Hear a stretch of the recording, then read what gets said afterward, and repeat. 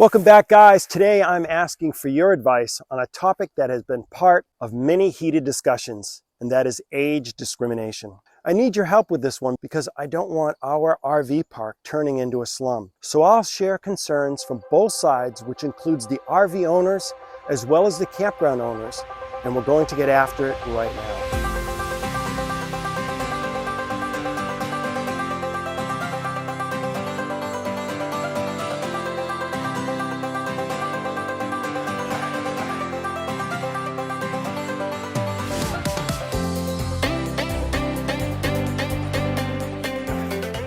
If you're new to this channel, my name is Michael Patterson. My wife Bonnie and I are trying to build a campground on 113 acres in Sanford, Maine.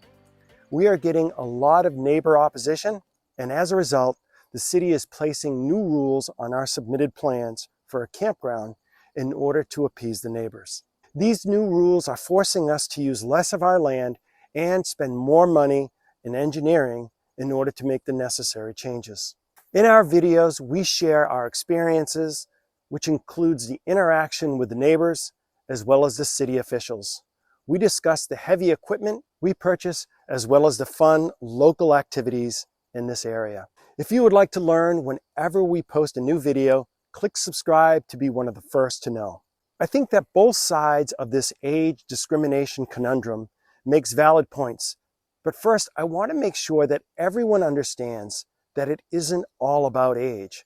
For some campgrounds, it is about RV condition. And these are two related but different topics, and we'll discuss both. Feel free to pause the video at any time and make a comment down below. First of all, I feel that if a campground is a private enterprise and not a state park, the park owner, in most cases, is trying to maintain a reputation as a certain type of campground. The park owner should be able to do whatever necessary to maintain that reputation as long as they don't violate any human rights.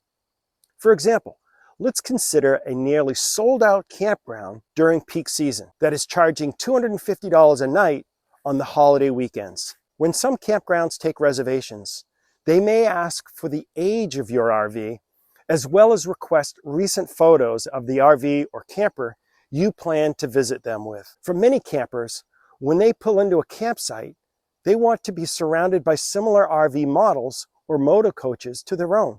Imagine an area of the campground that is nearly full of high-end RVs, and then someone pulls up with an older 1987 Fleetwood camper that they recently purchased off of the Facebook Marketplace for $2,500. Now, you might side with the campground owner and support that it is their right to rent spots to whomever they want. Keep in mind, though, that the neighbors with $80,000 to $200,000 RVs that are staying next to this older $2,500 used camper may not appreciate the campground owner placing this older RV next to theirs. As a result, they could leave a terrible online review and worse, not return to the campground ever again.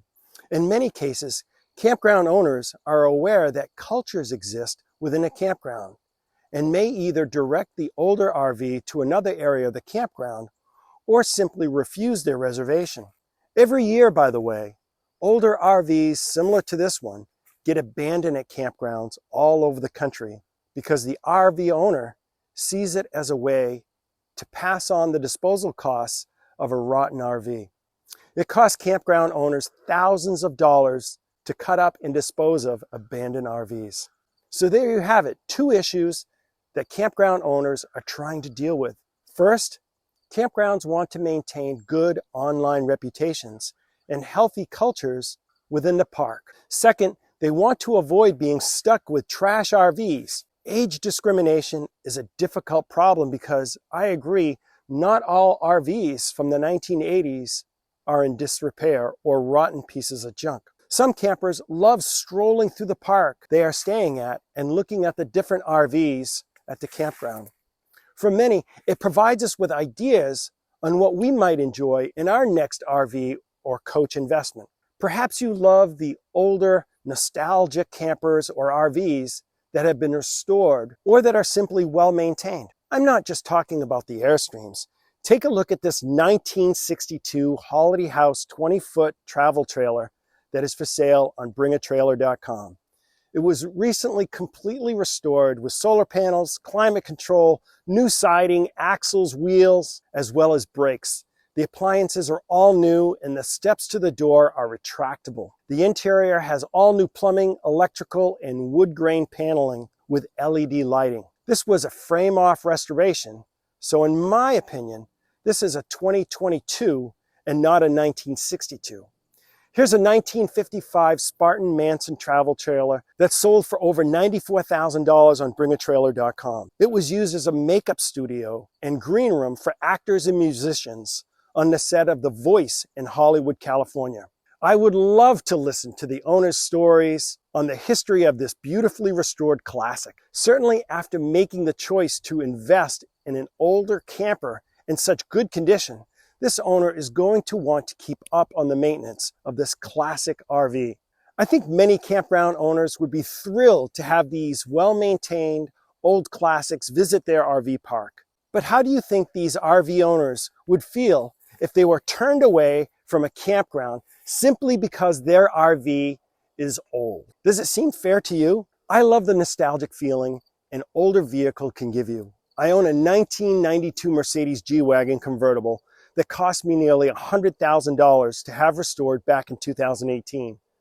A brand new Jeep Wrangler would be a much more comfortable and capable off-road vehicle. Imagine how disappointed I might be if I were excluded from an off-road event because my Mercedes is too old compared to the newer Jeeps. So the question is it fair for a campground to exclude the responsible RV owner who owns an older RV in great shape?